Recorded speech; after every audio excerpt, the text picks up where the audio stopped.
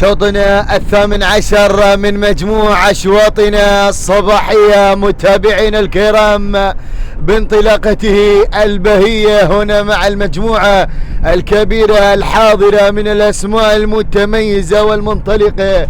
شوط الجعدان لسن الحقائق وضمن مسافة 3 كيلومترات ينطلق منذ قليل على بركة من الله تعالى وتوفيقه. نتابع من خلال هذا التحدي في أول المراكز مع انطلاقة سراب سيب الراشد الشعالي حاضرا مع سراب وانطلاقته في أول المراكز، بينما ثاني المراكز سراب لمحمد بن راشد بن سيف الغفلي. يقدم أيضا سراب في تحدينا لهذا الشوط على ثاني المراكز.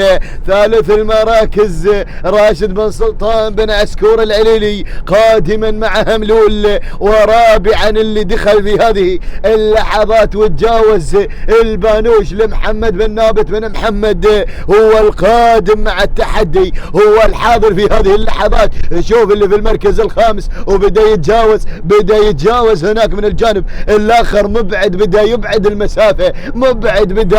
المسافة. أحمد بن سالم بن محمد الدرعي بدأ بمباعدة المسافة في هذه اللحظات والتجاوز الكبير في هذا الانطلاق. وهكذا تكون الأسماء الحاضرة التي تسجل حضورها في النداء الأول لشوطنا الثامن عشر. هكذا الانطلاق وهكذا التحدي مستمر في هذه اللحظات متابعينا. لنعود مع مبعد هناك من بدأ بالانطلاق والهجوم الكبير ليبدأ بسيطرة هذا الشوط والتحدي. هناك في المقدمة ورأس الحرب أحمد بن سالم بن محمد الدرعي، بينما ثاني المراكز سراب قادم الشعالي. في هذه اللحظات من افتتح هذا الشوط يعود إلى المركز الأول، يعود لاستلام القيادة. هناك من انطلاقة سراب سيب الراشد الشعالي العليلي حاضرا متميزا كعادته. هذا الشعار وانطلاقاته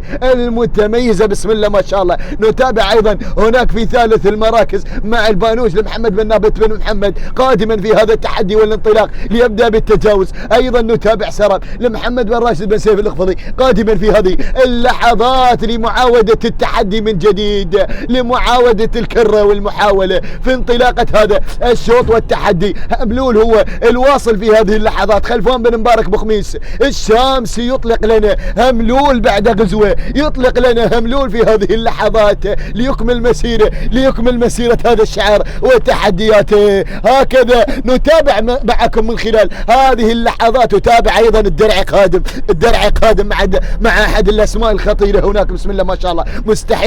مستحيل لحميد بن عبد الله بن سعيد بن فارس الدرعي قادم في هذه اللحظات والتدخل الكبير والتشابك المثير نتابعه من خلال هذا التحدي. وتابع ايضا اعود مع الشعالي، اعود مع الصدارة، اعود مع القيادة بسم الله ما شاء الله، اعود مع سراب بسم الله ما شاء الله. سيب الراشد الشعالي العليلي هو الحاضر في هذه اللحظات. في اخر الامتار نجد هناك الهجوم ونحتار من الاسامي التي تحضر بقوة مع هذا الحضور الكبير. هكذا نعود المقدمة، هكذا نعود التحدي الاسمى. المركز الاول سراب واول نداء لسراب لعلي بن مطر بالساحل الاستوي ياتي ليسحر هذا اللقاء، ياتي ليشعل الفتيل، ياتي ويحضر في الامتار الاخيره. سراب علي بن مطر بالساحر للتبي في هذه اللحظات.